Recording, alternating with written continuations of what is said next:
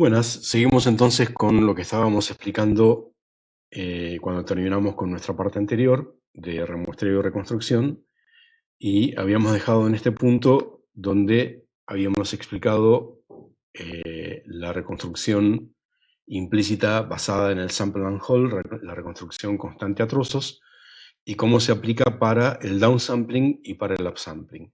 ¿Sí? En el caso del upsampling, lo que hacemos es copiar el valor de cada píxel en los píxeles que le siguen hasta la llegada de la muestra siguiente, y en el caso del downsampling lo que hacíamos era reducir el tamaño de la imagen quedándonos con una muestra cada 4, tal cual hemos mostrado acá. Bueno, la pregunta que nosotros nos hacemos ahora es, ¿podemos hacer cosas mejores? La respuesta es sí, podemos tener una función implícita de reconstrucción, o sea, un kernel, como por ejemplo el que está mostrado aquí, que es el kernel de primer orden. Pasamos de tener una función de reconstrucción constante a trozos a tener una función de reconstrucción lineal a trozos. Esa función de reconstrucción lineal a trozos básicamente lo que hace es genera una función de interpolación lineal, o sea, la importancia de cada píxel o de cada muestra va aumentando a medida que nos vamos acercando a ese píxel o a esa muestra, y luego va disminuyendo a medida que nos vamos alejando. Cuando va disminuyendo empieza a aumentar la importancia de la muestra del píxel que le sigue, y por lo tanto la sumatoria de las importancias, de los porcentajes, por decirlo de alguna manera, que tiene cada píxel en la reconstrucción se mantiene constante, ¿sí? Es como que esta función triangular que estamos viendo acá se caracteriza por tener un 100% en cada caso.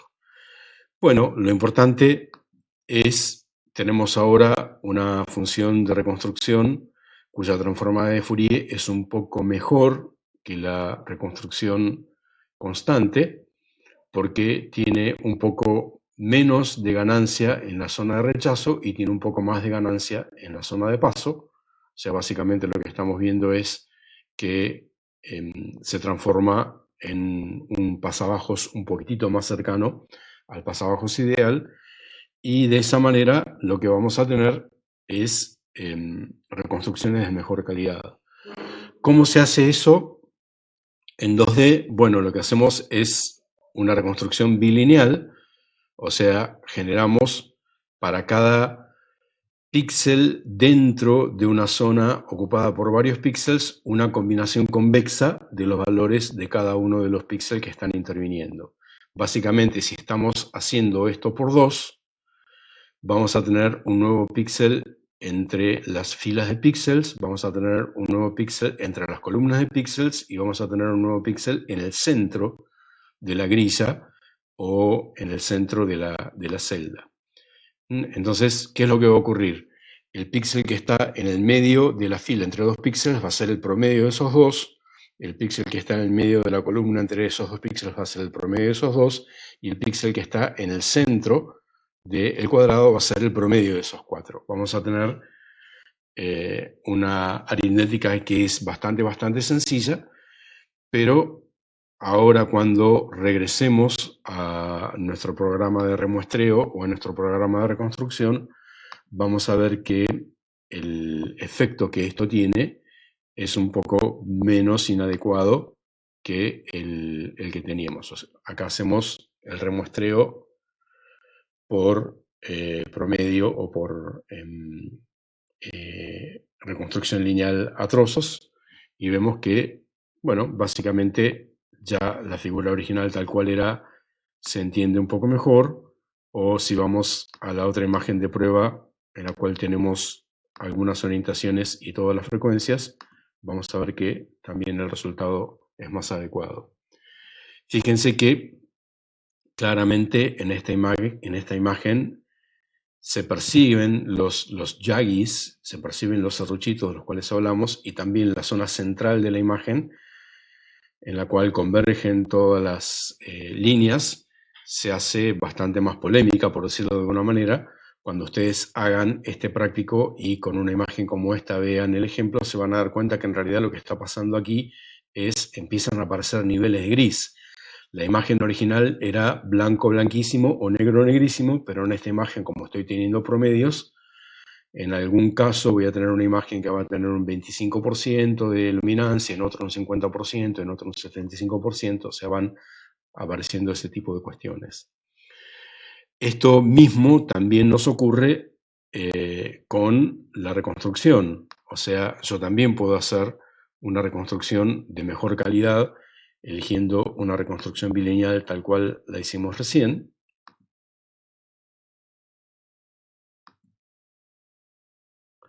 Entonces, tal vez en el video no se note, pero tal vez cuando ustedes hagan el práctico van a ver que hay determinados aspectos de la imagen así reconstruida que en esta imagen reconstruida se perciben con mucha más claridad que con la imagen original. Lo que podríamos hacer ahora sería abrir las imágenes geométricas que teníamos recién. Ustedes no ven la ventana del diálogo, pero yo estoy ahora buscando.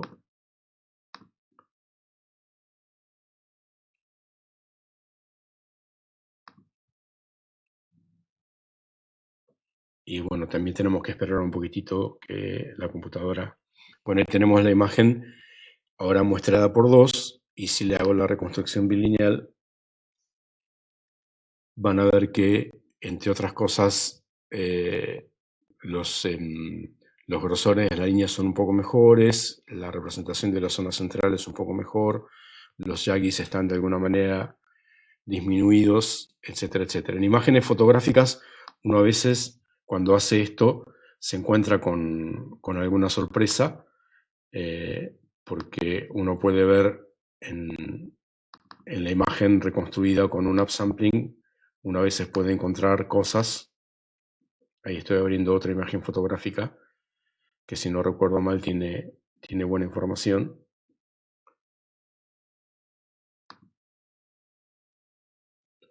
Entonces, al menos en mi caso, con la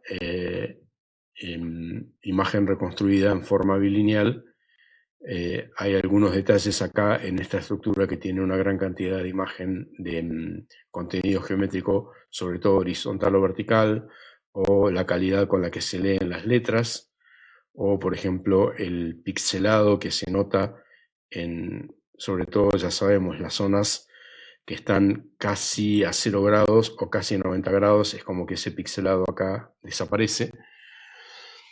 Bueno, todas estas cuestiones que estamos viendo, todas estas cuestiones ustedes las tienen que experimentar por el lado de ustedes. Yo no puedo transmitirles la experiencia. Ustedes tienen que implementar su código, levantar imágenes que ya con lo que sabemos de la materia sabemos que van a ser buenos testigos de lo que está ocurriendo, y ver por ustedes mismos cómo se produce ese efecto. En el caso en el que nosotros tengamos que hacer una interpolación bilineal para una rotación, por ejemplo, o estemos trabajando con una downsampling o upsampling por 2, que sea diferente por 2, la reconstrucción es un poco más compleja, ¿sí? La reconstrucción se hace siguiendo un esquema como el que estamos viendo acá, que es, tenemos que ver qué porcentaje de cada uno de los píxeles que están involucrados en el píxel que se va a transformar. O sea, aquí lo que estamos haciendo es rotando y rescalando la imagen en azul a la imagen en rojo. Entonces hay un píxel en la imagen en rojo, en la imagen destino, al cual le va a corresponder representar lo que está en la imagen original en azul, en estos píxeles que están acá marcados. Entonces, los números por ahí no son representativos, pero más o menos intentan mostrar eso. El 44% del área de este píxel en azul va al píxel rojo, el 89% de este píxel en azul va al píxel rojo, el 93% de este píxel va al píxel rojo. Entonces, básicamente lo que nosotros tenemos que hacer para determinar el color o el contenido del píxel rojo es hacer un kernel de reconstrucción que va a tomar 0,44 dividido, multiplicado por el color o el valor del píxel de arriba a la izquierda, más 0,89 por el píxel de arriba al medio, más 0,21, todo dividido la suma de esos porcentajes para normalizarlo, para que sea siempre una combinación convexa. Como estamos haciendo una reconstrucción bilineal, eso quiere decir que el resultado siempre tiene que ser una combinación convexa de lo que interviene, porque la función bilineal no tiene extremos y por lo tanto, si hay extremos, esos extremos tienen que estar en las puntas, tienen que estar en los vértices. Ahora va a quedar claro lo que estoy diciendo. Entonces, bueno, básicamente esto muestra que es bastante complicado aritméticamente hacer la reconstrucción bilineal para este tipo de funciones, pero eso ya lo están, en realidad, eso ya se empezó a hacer cuando se empezó a hacer el A-buffer, el buffer de opacidad o de transparencia en el hardware gráfico. Empezó a existir esto en las primeras bibliotecas gráficas en el Renderman en la década del 80, década del 90, y las primeras máquinas que lo implementaron fueron las Silicon Graphics, que eran carísimas, pero hoy por hoy cualquier GPU que nosotros tengamos implementa este tipo de operaciones, porque ya prácticamente cada píxel en realidad no es un píxel, sino que es un buffer. Entonces yo directamente tengo las operaciones de la placa gráfica optimizando esto que está acá. Ya está hecho con el hardware en forma automática. Bueno, si nosotros fuésemos a funciones de mayor orden, yo podría pensar, por ejemplo, como tenemos aquí una función que sea parabólica a trozos o cúbica a trozos, o sea, simplemente lo que hago es aumento el orden de la reconstrucción tomando en cuenta más vecinitos, y de esa manera yo sé que mejora mi reconstrucción porque la transformada de Fourier de la parabólica a trozos es el sinc al cuadrado, el cubo, perdón, y por lo tanto tiene mejor banda de paso y mejor banda de rechazo, y la cúbica a trozos es el sinc a la cuarta, etcétera, etcétera. Acá tenemos un ejemplo de cómo es la cúbica a trozos. Yo tengo una función cúbica que interpola esos 4 puntos y con eso obtengo una muestra en un lugar arbitrario. Si yo quiero hacer eso en 2D, entonces lo hago por fila. Entonces, para la fila de atrás del todo tengo esa interpolación que me da este punto que está acá. Yo estoy suponiendo que se ve la manito. Luego, para la fila que está un poquitito más adelante, tengo este punto que está acá. Luego, para la que le sigue, el punto que está acá. Y finalmente, para la fila de puntos que está adelante del todo, tengo este punto que está acá. Con eso obtuve 4 puntos. Hago una interpolación cúbica entre esos 4 puntos y obtengo el punto en negro, que es el resultado final. O sea, básicamente lo que queremos decir es la técnica de aplicar funciones de orden creciente para hacer la reconstrucción, mapea bien, y yo puedo ir tomando dominios cada vez más grandes y hacer interpolaciones de órdenes mayores y mayores, y de esa manera voy hasta cierto punto mejorando la calidad de mi reconstrucción, lo cual va a hacer que sea mejor mi downsampling y mi upsampling también, con el costo computacional de tener funciones de reconstrucción que son más costosas porque tienen funciones más complejas y utilizan más píxeles de la imagen original para tener en cuenta. Esto obviamente tiene que tener un límite en algún punto. En general, cuando nosotros trabajamos con situaciones particulares, cuando estamos trabajando, por ejemplo, con una determinada cantidad de píxeles nada más, yo puedo tener versiones optimizadas, como por ejemplo esta que figura en alguno de los apuntes. Por ejemplo, esto está sacado de alguno de los artículos de Jim Blin que siempre les menciono. Entonces tengo acá una posible reconstrucción bicúbica con un parámetro libre A que de alguna manera nos permite determinar la agresividad de la reconstrucción y nos permite aproximar la función de reconstrucción a una sinc truncada. Nosotros sabemos que la función de reconstrucción ideal es el sinc, pero sabemos que no la podemos hacer porque nos daría un cómputo infinito y eso no lo podemos hacer. Entonces, todo tiende a una sinc truncada, como la que se plantea en este punto. Fíjense que esta sinc truncada tiene extremos que son propios de la función de reconstrucción, o sea, estos mínimos locales que tenemos acá, o este máximo local que tenemos acá, no se corresponde de ninguna manera con extremos que tengamos en la imagen original.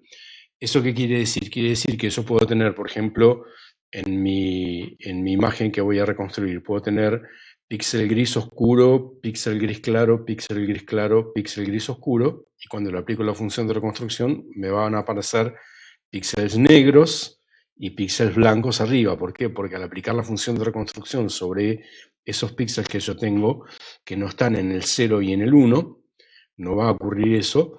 Sin embargo, al sobreimponer la función de reconstrucción con esta formita que tenemos acá, el resultado es, me aparecen extremos que no estaban en la imagen original. O sea, básicamente, estas funciones que son no lineales tienen extremos y por lo tanto son no convexas y por lo tanto me pueden plantear en algún punto alguna cuestión aritmética como nosotros no vimos. Puedo tener una imagen que tiene píxeles que están entre 0 y 1, le aplico este kernel de reconstrucción para downsampling o para upsampling y me aparecen píxeles que necesitan más que 1 o menos que 0 y los tengo que truncar o los tengo que coercionar porque el kernel me está imponiendo una no convexidad en su reconstrucción. Bueno, mucha gente se ha planteado cuál sería el kernel de reconstrucción ideal. Perdón, antes de seguir, un truco muy rápido para que ustedes hagan una reconstrucción bicúbica por 2 es aplicando esta función con un valor particular de a que es -1. Entonces, básicamente, el punto que nosotros tenemos acá, por ejemplo, se computa simplemente como -1/8 por este píxel, más 5/8 por este, más 5/8 por este, -1/8 por este. Lo mismo va a ocurrir con los píxeles que van por columna. Y luego por filo por columna voy a tener el píxel que corresponde acá. Voy a poder hacer muy fácilmente reconstrucciones bicúbicas específicas para el upsampling por 2 sin ningún tipo de rotación y sin ningún tipo de traslación. Eso, insisto, ustedes después van a poder ver cómo eso genera cosas parecidas a las que hace, por ejemplo, cuando yo les mostraba las imágenes del celular donde aparece más blanco que lo que era la imagen original o más negro que lo que era la imagen original cuando yo le saco una grisa rectangular, porque básicamente la electrónica me está imponiendo una aritmética que implementa cosas que un poco lo mejoran.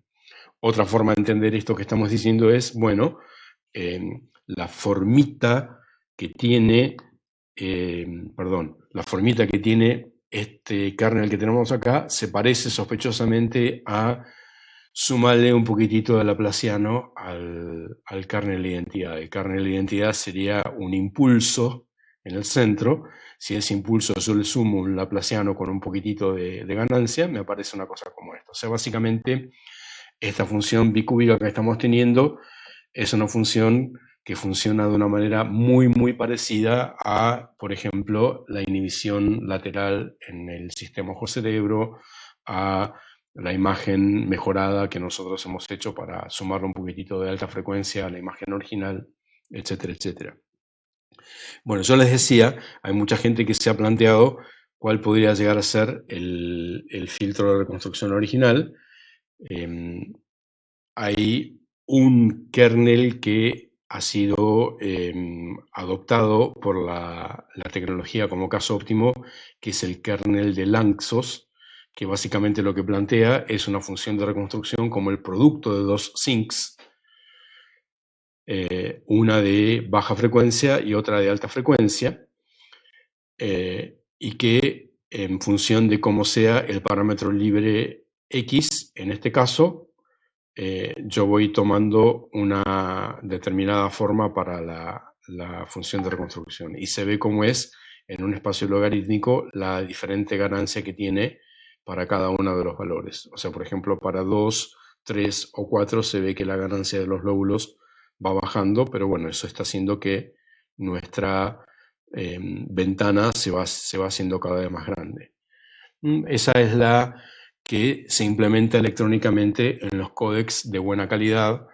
Esa es la que hace que, por ejemplo, cuando nosotros estamos viendo una película en nuestra computadora y le decimos a nuestro cliente de reproducción que le dé la mejora máxima calidad, vemos que computa gastando muchísima CPU, bueno, es porque está implementando una aritmética que es bastante más compleja que la reconstrucción bilineal o que la reconstrucción bicúbica.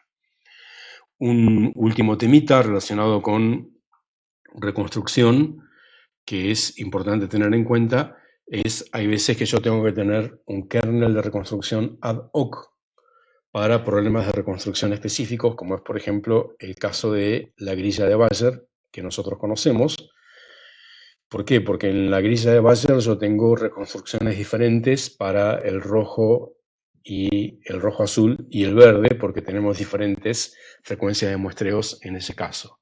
Entonces yo ahí adopto dos reconstrucciones que pueden ser bicúbicas, por ejemplo, para el rojo y el azul, y otra para el verde, y luego las desplazo, las traslado para que tengan un origen común, y de esa manera logramos un efecto mucho mejor, tal cual ustedes van a poder ver cuando tengan este PDF, o seguramente lo pueden estar viendo en el efecto, al aplicarle un dewatering a la imagen original. Esto es algo que también se puede hacer, digamos, los clientes de imágenes y algunos clientes de video lo tienen.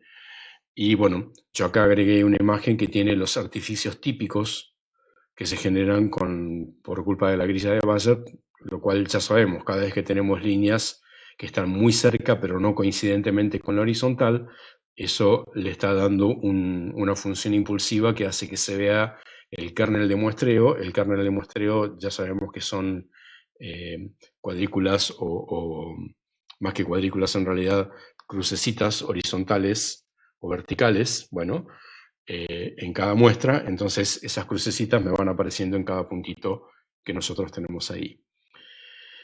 Bueno, nuestra última técnica relacionada con el procesamiento de bajo nivel es la cuantización. En la cuantización lo que nosotros queremos hacer es bajar la cantidad de valores por píxel. Por ejemplo, si la imagen es a nivel de gris, yo quiero tener menos niveles de gris, y por lo tanto lo que queremos hacer es mapear un conjunto de valores que en principio puede ser continuo a una cantidad menor de valores o a una cantidad discreta de valores que, bueno, las vamos a considerar normalizadas entre 0 y 1. O sea que si yo tengo una cantidad n de valores, lo que voy a hacer va a ser tener la secuencia 0, 1 sobre n-1, 2 sobre n-1, hasta n sobre 2 sobre n-1 y finalmente 1. Por ejemplo, si yo tengo 3 valores, voy a tener 0, 1 medio, 1. Si tengo 4 valores, voy a tener 0, 1 tercio, 2 tercios, 1. Y así. Bueno, vamos a ver que el efecto de la cuantización a veces puede ser bastante desastroso. Tenemos aquí otro utilitario. Entonces elegimos, por ejemplo, tal cual en la imagen que tenemos, una cantidad de 4 valores uniformes para cuantizar, y vemos que el efecto es bastante malo, ¿sí? Ahí la tenemos cuantizada con 4 valores, perdón, en el PDF está con 8, acá cuanticé con 4. Fíjense que con 4 valores el deterioro de la imagen es bastante flagrante y se hace difícil entender de qué se trata la imagen, y suponiendo que se sabe que es una imagen de una radiografía, contar la cantidad de costillas o ver las clavículas o eso es prácticamente imposible. Bueno, ¿por qué este efecto ha sido tan desastroso?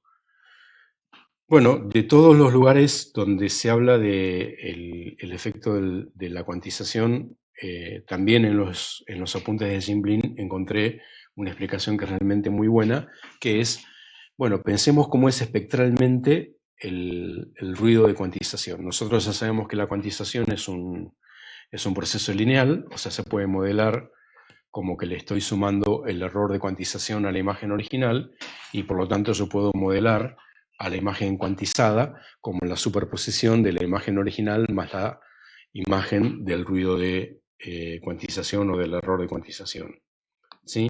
Esta imagen que nosotros tenemos acá nos muestra 3 scanlines o sea, 3 líneas de barrido de 3 imágenes hipotéticas, una que sería una rampa que va de negro a blanco, una que sería una serie de barras, como estuvimos viendo en la primera parte de la clase, y la tercera es una scanline típica de una señal de video o de una imagen cualquiera, como la que vimos en nuestra primera clase en el frente de la universidad. Bueno, luego de aplicar una cuantización, en este caso con 4 valores, el resultado que tenemos es este que se ve acá. ¿Sí? Se ve como nuestra función creciente se transformó en una serie de escalones. Vemos cómo la senoidal se transformó también en una serie de torres o de pirámides aztecas con escalones. Y bueno, la imagen de una línea de barrido cualquiera también se transforma en una cosa escalonada.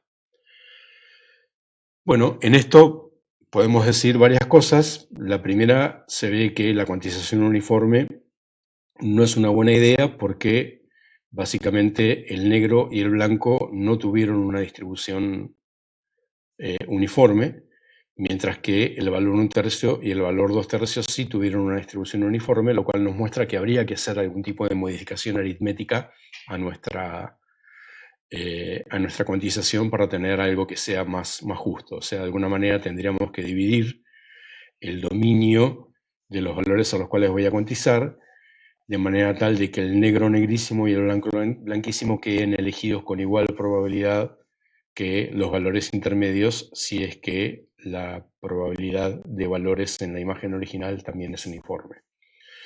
Bueno, aquí vemos por debajo cómo es la transformada de Fourier del ruido de cuantización de esta imagen y del ruido de cuantización de esta imagen. Recordando que nuestra respuesta en frecuencia es un pasabanda que tiene un centro alrededor de 40 oscilaciones por scanline, vemos que el ruido de cuantización está siempre en el foco de lo que nosotros estamos viendo y por lo tanto, si bien la amplitud del ruido de cuantización es baja o es relativamente baja, justo el ruido de cuantización espectralmente ocurre en una zona donde el ojo le presta más atención y por lo tanto el ruido de cuantización termina siendo más importante que la imagen original. Esto es un poco la explicación que presenta Jim Blin respecto de lo que es la cuestión. Esto no mejora, al contrario, puede empeorar si yo hago una cuantización no uniforme, tratando de tener en cuenta la respuesta en frecuencia, perdón, la respuesta del ojo a la luminancia, el hecho de que el ojo tiene una respuesta logarítmica, entonces yo aplico una cuantización exponencial. Esto es algo que no logramos mejorarlo. Y bueno, si volvemos ahora a nuestro aplicativo y decimos, bueno, en realidad lo que pasa es que con 4 bits, con 2 bits por píxel yo tengo un ruido de cuantización muy alto. Si yo lo llevo a 8, el resultado no mejora tanto, y si lo llevo a 16, el resultado apenas mejora. ¿Sí? Es bastante cuestionable la cuantización que nosotros podamos llegar a tener en este caso. Bueno, este es un tema que ha sido estudiado mucho en otros contextos. Lo que tenemos acá es unas representaciones hechas en blanco y negro nada más, utilizando tramas.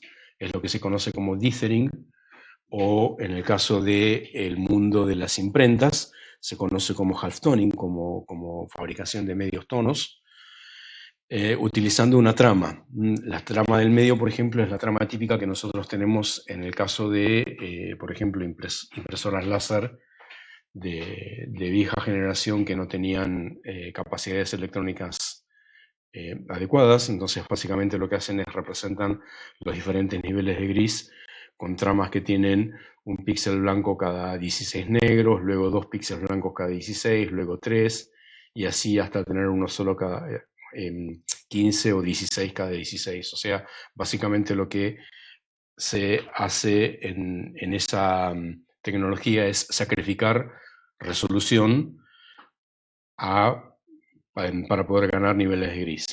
Claro que estas tramas son lo suficientemente pequeñas como para que no se vean, uno tiene que verlo de lejos, pero también tienen el problema de que como la trama tiene una distribución geométrica, eso genera también aliasing o genera algún tipo de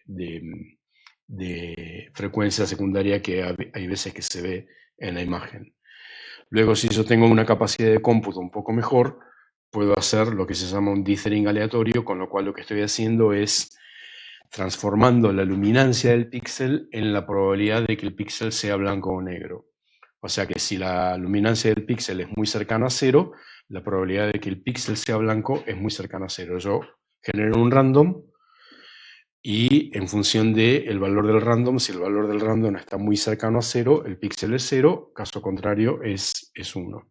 O a la inversa. O sea, básicamente lo que estoy transformando es a la luminancia del píxel en una probabilidad. Y de esa manera genero tramas aleatorias que, como son aleatorias, no favorecen ningún tipo de frecuencia espacial y por lo tanto son más adecuadas para la representación.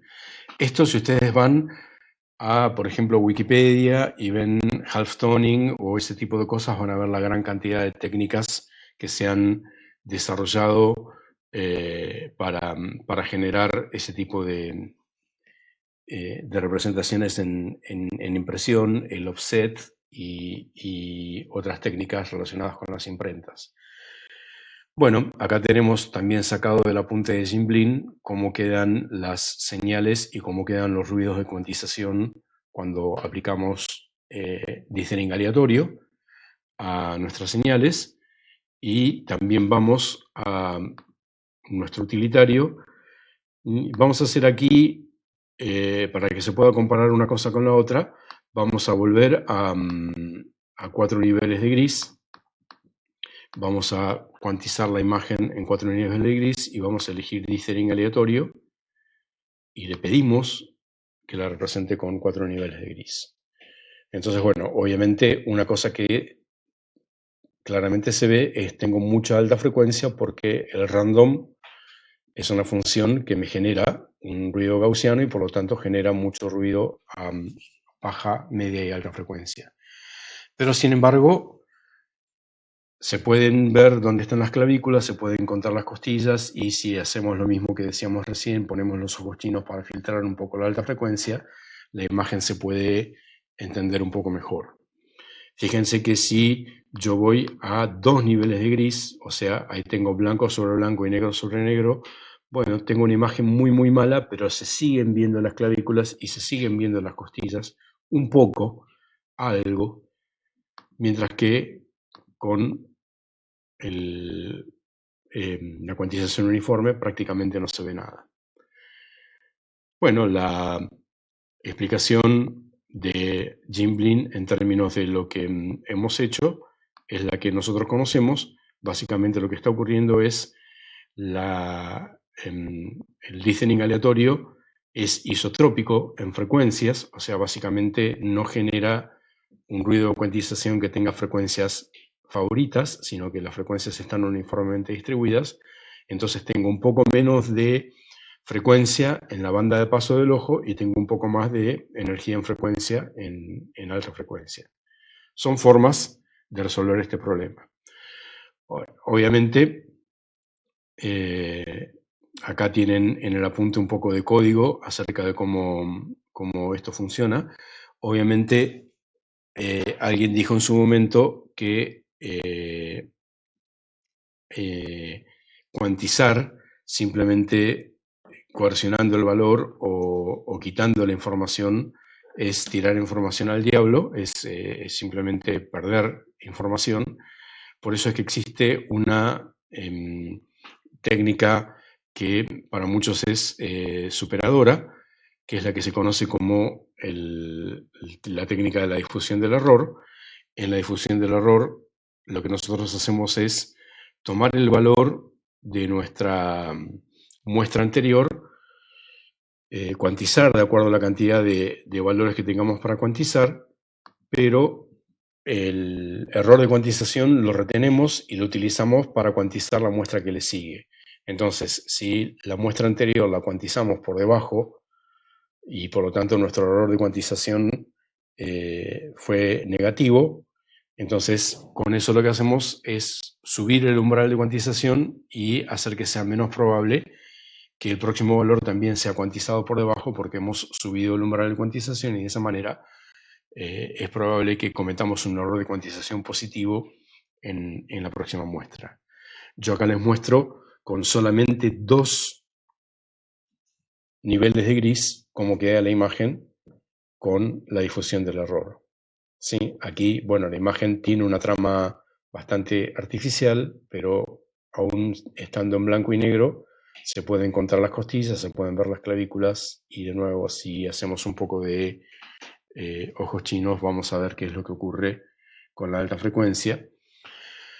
Es interesante ver, estamos haciendo aquí una difusión del error por scanline, o sea, básicamente, como ustedes van a ver en el código que hemos compartido, ustedes van a ver que nuestra forma de proceder es difundir el error de izquierda a derecha, o sea, básicamente lo estamos trabajando por scanline.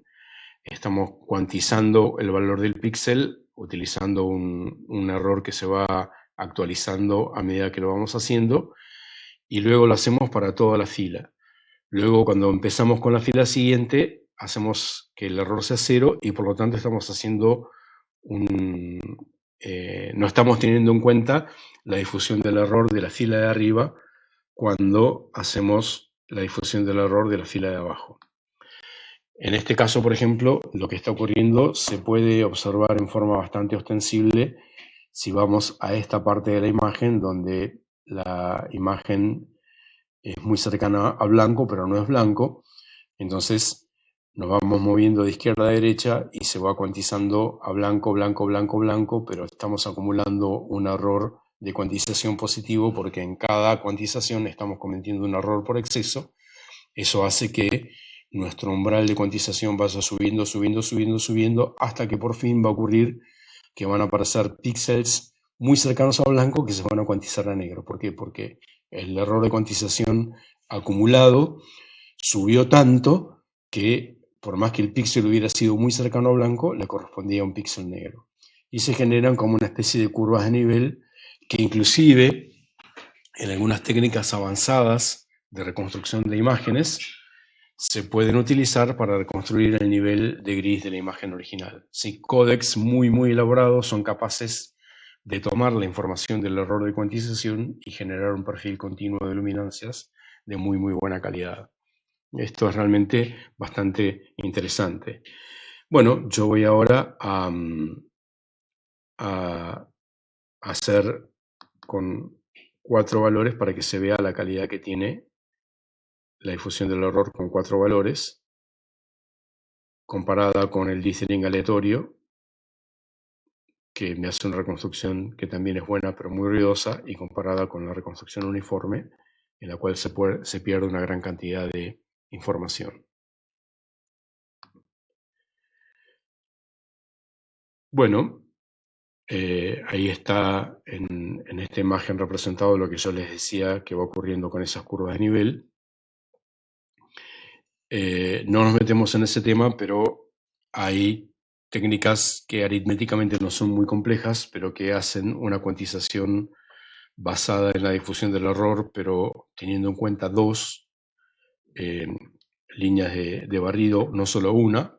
De todas, la más difundida, la más implementada es el algoritmo de Floyd-Steinberg, que básicamente lo que hace es al píxel que estoy procesando, que es el marcado con el punto, le voy a aplicar un valor que tiene en cuenta 7/16 el píxel de la derecha, más un 16 el de la derecha al de abajo, 5/16 el de abajo y 3/16 el de arriba, y X es el error que me va a sumar el píxel que ya procesé. O sea, voy a estar trabajando con una difusión del error que tiene en cuenta el error acumulado en el píxel que está marcado con la X y tiene en cuenta los valores de la luminancia del píxel que le sigue y de los píxeles que están por debajo.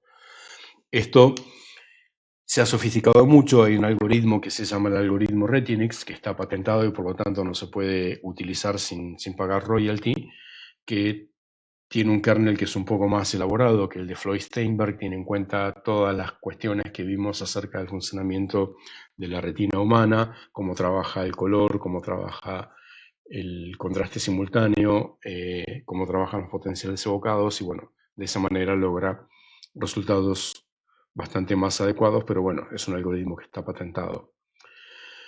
Bueno, finalmente vamos a nuestro último tema en esta parte de cuantización, que es la cuantización de los espacios cromáticos.